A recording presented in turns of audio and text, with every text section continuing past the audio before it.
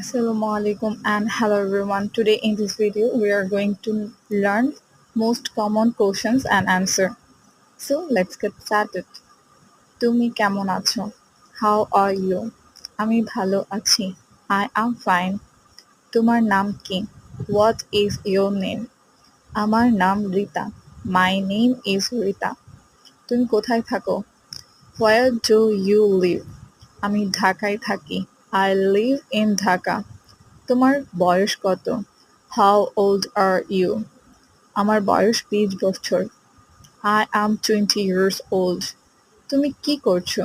What are you doing? আমি পড়ছি. I am reading. তোমার প্রিয় রং কি? What is your favorite color?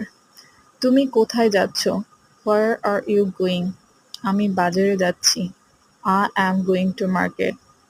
If you like this video, please share with your friends.